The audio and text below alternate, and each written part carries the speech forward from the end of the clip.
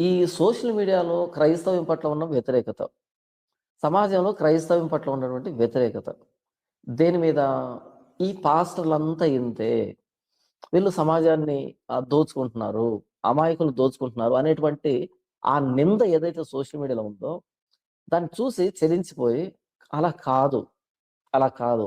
ఇక్కడ మన స్వార్థాన్ని చూసుకోవడం కాదు. క్రైస్తవ్యం యొక్క భవిష్యత్తుని, క్రైస్తవ్యం యొక్క గౌరవాన్ని కాపాడాలి అని నన్ను నేను మోటివేట్ చేసుకొని సోషల్ మీడియాలోకి వచ్చి ఒక రోల్ మోడల్ లాగా, ఐకాన్ లాగా నిలబడి పరిచర్య చేస్తున్నాను. నాకు చేతకా కాదు. ఇప్పుడు ఎవరి ధోరణిలో వాళ్ళు పరిచర్య చేసుకుంటున్నారు. ఎవరికి సాధ్యమైనంత మేర వాళ్ళు సంపాదించే ప్రయత్నం చేస్తున్నారు. నా ఒక్కడికే చేత కాలేదా? లేకపోతే నా ఒక్కడికే చేదయిందా? కేవలం నెక్స్ట్ జనరేషన్ ఇప్పటికే జనరేషన్ పూర్తిగా నాశనం అయిపోయింది. ఈ జనరేషన్ పూర్తిగా నాశనం అయిపోయింది.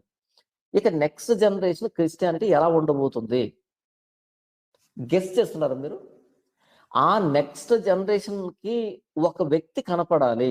ఇలా మనం పరిచర్య చేయాలి. ఇలా వాక్యం చెప్పాలి. ఇలా నిస్వార్థంగా పరిచర్య చేయాలని ఒక వ్యక్తి వాళ్ళకు మోడల్‌గా కనిపించాలి అంటే, ఇప్పుడు నేను సాక్రిఫైస్ చేసుకోవాలి. రైట్? అలా నాకు నేను సోషల్ మీడియాలోకి వచ్చి ఒక ఎగ్జాంపుల్ సెట్ చేస్తున్నాను. ఈ ఎగ్జాంపుల్‌లో నేనేం చేస్తున్నానంటే, నంబర్ 1 వాక్యం ఎలా చెప్పాలనేది Jesus Christ the only solution అనేటువంటి మొదటి ఛానెల్‌లో వస్తది. వాక్యం ఎలా చెప్పాలి? వాక్యం అంటే ఏంటి అనేది అక్కడ ఆ ఛానెల్‌లో. వుల్ఫ్స్ ఇన్ షీప్స్ క్లోతింగ్ అనే ఈ ఛానెల్‌లో ఏం జరుగుతదంటే, ఏది వాక్యం కాదు, వాక్యాన్ని ఎలా వక్రీకరిస్తున్నారు, గొర్రె చర్మం వేసుకున్న తోడేళ్ళంటే ఎలాగుంటారు, వాళ్ళు ఎలా పరిచర్య చేస్తారు, ఎలా పాస్టర్‌లా కనిపిస్తున్నారు అన్నది ఈ సెకండ్ ఛానెల్.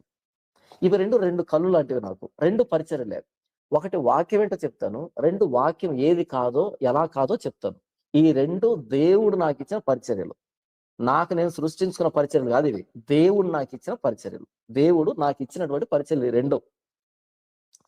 మీకు అర్థమవుతుందా? ఈ 2 పరిచర్యలు నేను ఎందుకు చేస్తున్నాను అంటే, నెక్స్ట్ జనరేషన్‌కి వాక్యం ఎలా చెప్పాలో తెలియాలి.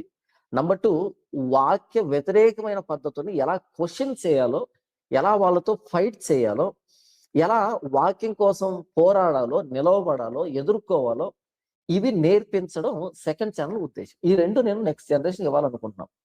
అందుకని ఇలా వీడియోలు మాట్లాడుతున్నాను. రైట్.